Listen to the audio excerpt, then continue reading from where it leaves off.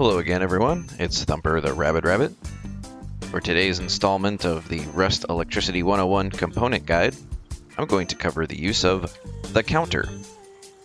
The counter is this display screen that can also count up for use in logical circuits. It has some errors in its description, so I'm going to skip over that. But the counter is found in crates and high-tier crates. It is not a default blueprint, and it costs around 10 high-quality metal. It can be placed on floors and on walls. When it's placed on the floor, it is a bit unusual that it doesn't change its orientation. It actually stands up on the floor instead of laying down, but you can use it on the floor. I'm going to place one on the wall for today's demonstration. The counter has two primary functions. One you have seen me use a lot so far in my videos, and that is as a pass-through display. By default, it starts in counter mode with a value of 0. You will know it's in counter mode because the display is green. When I press and hold my use key and then press pass-through, it changes to blue, indicating that it is in pass-through mode, and what it is showing me now is the amount of power that it is outputting. I'm going to go ahead and hook this up to this lamp. You can see power is passing through the display, 72 units coming in, 71 passing out. Despite the description in the inventory, it does not show you its input power, it shows you its output power after it has consumed 1 unit for itself.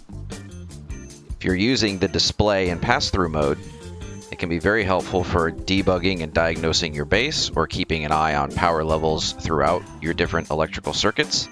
However, since it does consume 1 unit of power itself, it's important that you keep in mind that you budget an extra unit of power anywhere that you use it.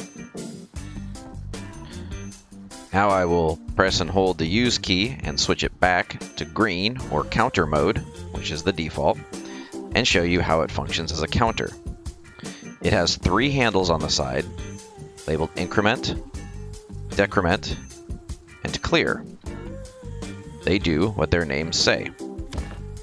Going to connect the increment counter to the top switch, the decrement counter to this middle switch, and the clear counter to the bottom switch for demonstration purposes.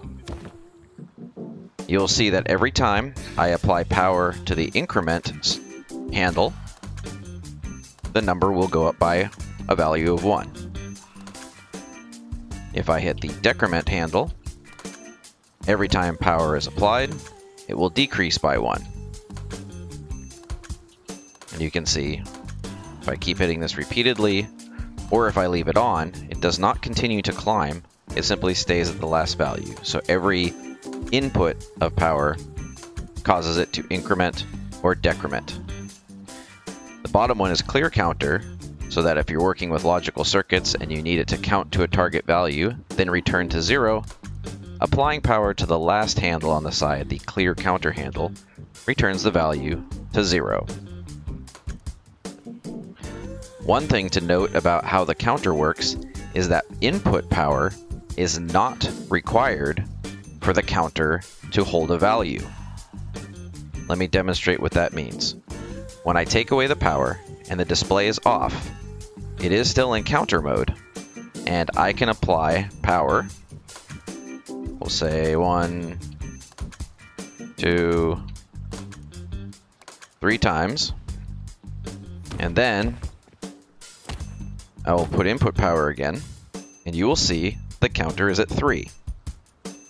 This can be valuable in trap or puzzle bases where you wish to count up or count down based on an input trigger, but not actually have power applied until another condition is met.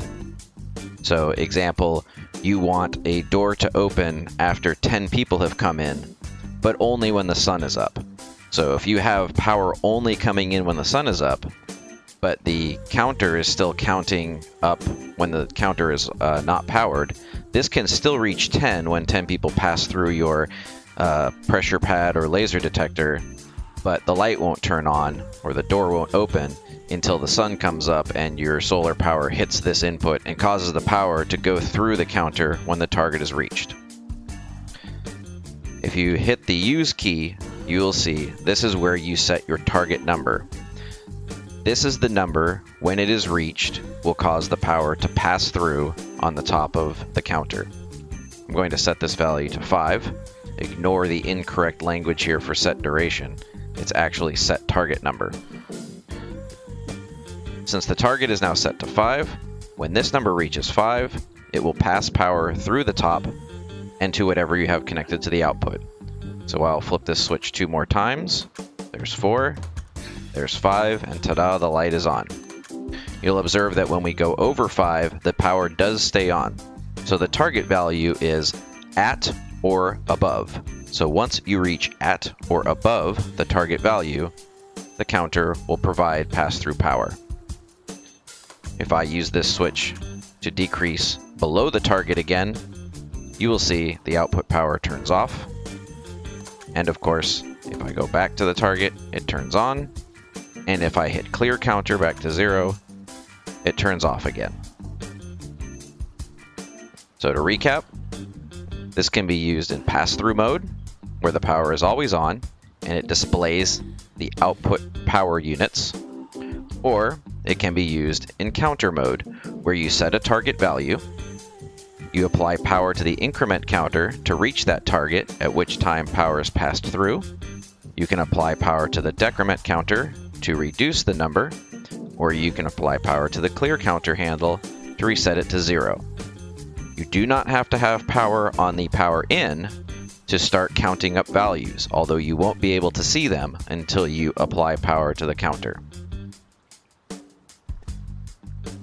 It can be placed on the wall and on the floor. It requires 10 high-quality metal, is found in crates and in high-tier crates, and it is not a default blueprint. It's a very handy diagnostic tool and a very handy logic tool for traps and puzzles and clockwork and other fun applications of power. Ladies and gentlemen, the counter.